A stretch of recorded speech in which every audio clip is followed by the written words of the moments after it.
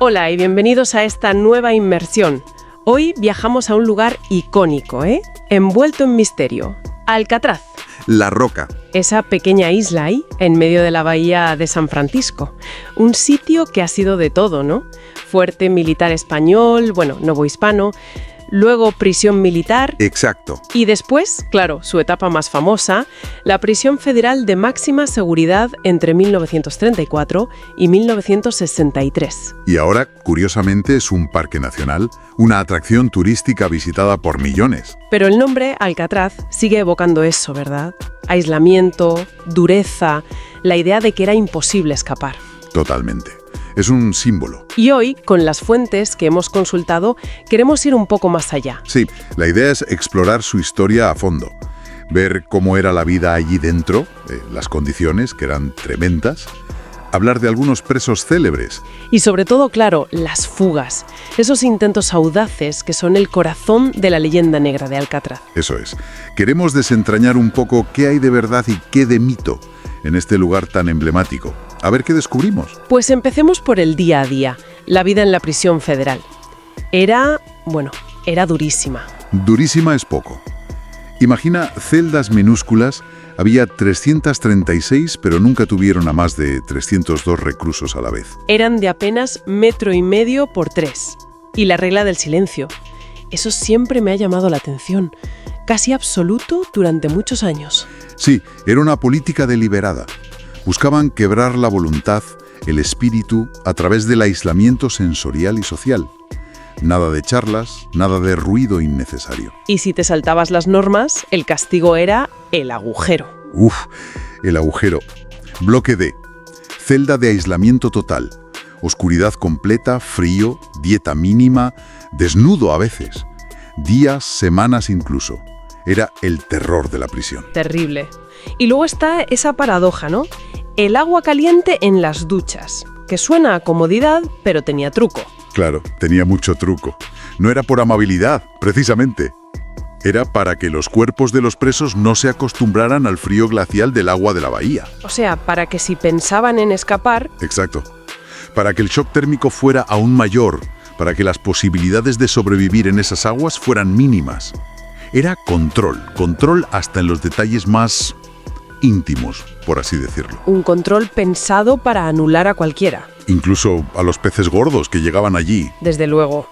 Piensa en Al Capone. Llega en el 34 siendo el gángster más famoso del mundo. Y en Alcatraz, nada. Pierde todo su estatus, sus privilegios. Era un número más.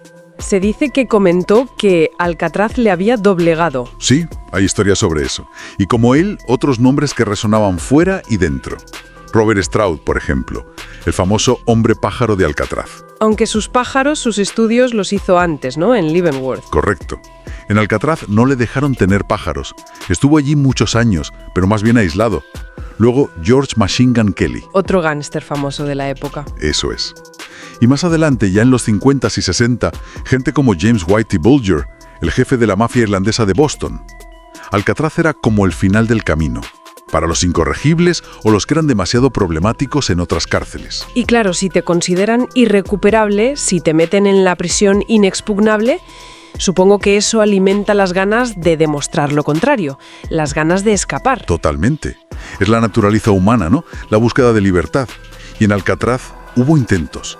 Oficialmente se cuentan 14 intentos de fuga distintos. En los que estuvieron involucrados 36 presos. Pero las cifras oficiales son, demoledoras. De esos 36, dicen que 23 fueron recapturados, vivos, pero devueltos a la celda. 6 murieron por disparos de los guardias durante el intento. Y 2 se ahogaron. Confirmado. Encontraron sus cuerpos. Con lo cual, la versión oficial del Bureau of Prisons, del FBI, siempre ha sido la misma. Nadie consiguió escapar con éxito de Alcatraz y desaparecer. Esa es la línea oficial, pero quedan 5 presos cuyo estatus es desaparecidos, presuntamente ahogados. Y ahí, claro, es donde nace la leyenda. El gran misterio. Y eso nos lleva, inevitablemente, a la fuga más famosa de todas, la de junio de 1962. La noche del 11 de junio de 1962, Frank Morris y los hermanos John y Clarence Anglin. Su plan es Es que película. Morris era el cerebro, ¿verdad? Tenía un coeficiente intelectual muy alto. Sí, era conocido por su inteligencia. Y los Anglin eran expertos en fugas de otras prisiones menores. Juntos formaron un buen equipo. ¿Y cómo lo hicieron? Porque las paredes eran de hormigón armado. Bueno, el hormigón estaba muy deteriorado por el salitre, por la humedad constante de la bahía. Y ellas se dieron cuenta, durante meses, con herramientas súper básicas. Cucharas robadas del comedor, afiladas. Exacto. Cucharas, alguna pieza de metal.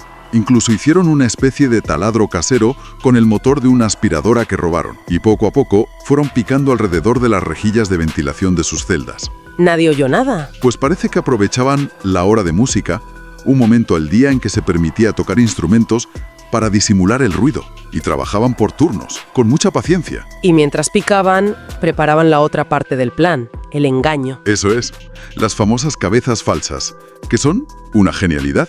Usaron una mezcla de papel higiénico mojado, jabón, polvo de hormigón, una especie de papel maché. Y le dieron forma de cabeza humana. Lo pintaron con colores que robaron del taller de pintura.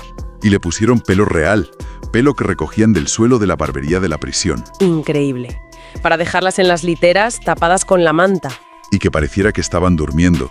Así ganaban tiempo crucial durante los recuentos nocturnos de los guardias. ¿Y funcionó? Los guardias no se dieron cuenta. Parece que sí funcionó. Quizás hubo algo de rutina, de poca luz y la audacia del plan. El caso es que esa noche, mientras las cabezas dormían, ellos salieron por los agujeros que habían hecho. ¿Y a dónde daba eso? A un pasillo de servicio que había detrás de las celdas. Un espacio estrecho lleno de tuberías. Desde ahí treparon por las tuberías hasta el techo del bloque de celdas. ¿Y aún quedaba salir del edificio y llegar al agua? Claro. Cruzaron el tejado, bajaron por una tubería exterior grande, unos 15 metros de descenso. Todo esto en la oscuridad con el viento de la bahía. Y tenían que llevar el equipo para cruzar el agua, la balsa. Sí, la habían construido también durante meses, con más de 50 impermeables de goma que eran el uniforme estándar. Los robaron poco a poco. ¿Y cómo los unieron? Los cosieron y sellaron calentando los bordes con el vapor de las tuberías del pasillo de servicio. Una técnica ingeniosa. Hicieron una balsa inflable y también unos chalecos salvavidas rudimentarios. Llegaron a la orilla noreste de la isla, inflaron la balsa y se lanzaron al agua, a la bahía de San Francisco. Noche cerrada, agua helada, corrientes fortísimas. Y aquí es donde la historia se vuelve borrosa. ¿Lo consiguieron? ¿Llegaron a tierra firme? ¿O se los tragó la bahía? La versión oficial, la del FBI que investigó el caso durante 17 años... Hasta 1979, sí. Su conclusión fue clara. Se ahogaron. Las corrientes esa noche eran especialmente fuertes, yendo hacia el Pacífico. La temperatura del agua, unos 10-12 grados. Hipotermia casi segura en poco tiempo. Argumentos muy sólidos. Muy sólidos, desde luego. Las condiciones eran extremas. Pero... siempre hay un pero en esta historia. Hay detalles que alimentan la duda. ¿Cómo qué? ¿Qué pruebas o indicios hay de que pudieran sobrevivir? Bueno, se encontraron restos de la balsa y un remo cerca de Angel Island, que está al norte de Alcatraz. Y también una pequeña bolsa impermeable que contenía objetos personales de uno de los Anglin, como fotos y direcciones. Eso podría indicar que llegaron cerca de tierra, ¿no? Podría. O que simplemente la corriente llevó los restos hasta allí. Luego están los supuestos avistamientos. A lo largo de los años ha habido gente que decía haber visto a los Anglin en distintos sitios, incluso en Sudamérica. Pero nunca se ha confirmado nada. ¿Y la familia? La familia Anglin siempre ha creído que sobrevivieron. Sí, han mantenido esa esperanza. Cuentan que la madre recibió flores anónimas durante años en su cumpleaños y postales firmadas supuestamente por sus hijos después de la fuga. Detalles. Sugerentes pero no concluyentes. Y luego está la carta. La famosa carta de 2013. Ah, la carta. Eso reavivó todo el misterio.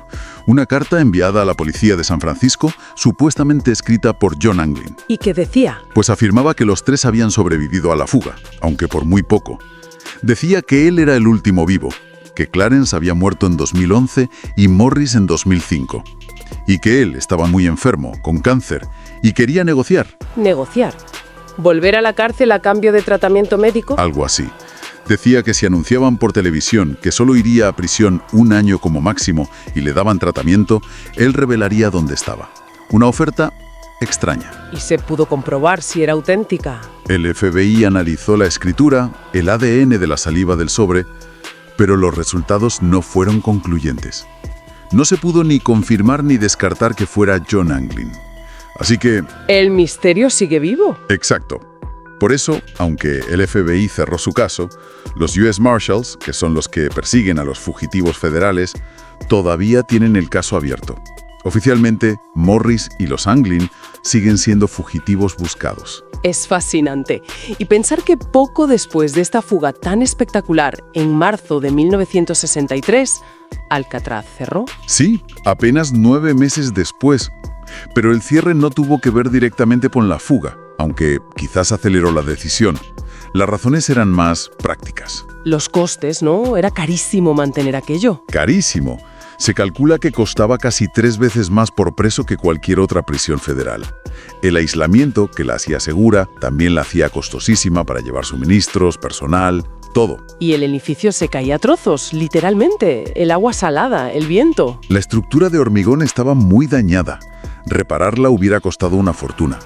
Además, empezaba a haber conciencia medioambiental y la prisión vertía las aguas residuales directamente a la bahía. Era insostenible. Así que cerró, y la isla quedó abandonada durante un tiempo. Hasta 1969, cuando ocurrió otro evento importante en su historia: la ocupación por nativos americanos. Cierto, un grupo de activistas llamándose Indians of All Tribes ocupó la isla durante casi 2 años. Fue un acto de protesta muy significativo.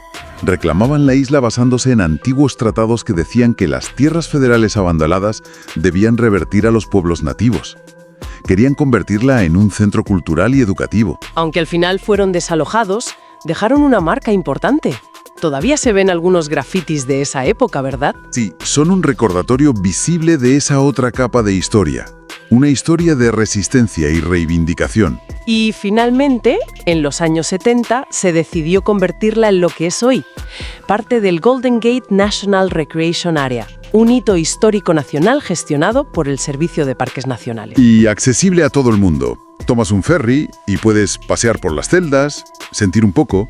El ambiente de lo que fue aquello es una experiencia potente. Millones de personas lo hacen cada año, buscando, supongo, conectar con ese misterio. Al final, todo vuelve a eso, ¿no? Al enigma central de Alcatraz, a esa fuga de 1962.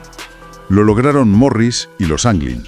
Vencieron no solo los muros, sino también la naturaleza implacable de la bahía. Es la pregunta que flota en el aire cuando estás allí. Y quizá la respuesta no es tan importante como la pregunta misma. El hecho de que sigamos haciéndonosla dice mucho. Quizá nunca lo sabremos con certeza, si esos 3 hombres encontraron la libertad o la muerte en aquellas aguas frías. Pero su historia, su desafío imposible, sigue resonando. Nos habla de ese impulso humano, ¿no? El deseo irrefrenable de ser libres incluso en las circunstancias más adversas. Y también de nuestra fascinación por los secretos, por lo que no podemos explicar del todo. Exacto. ¿Puede un lugar como Alcatraz, cargado de tanto pasado, dejar alguna vez de guardar secretos? ¿De contarnos historias? Ahí lo dejamos. Una reflexión final interesante. Muchas gracias por acompañarnos en esta exploración de Alcatraz. Si te ha gustado, considera suscribirte o seguirnos para no perderte nuestras próximas inmersiones.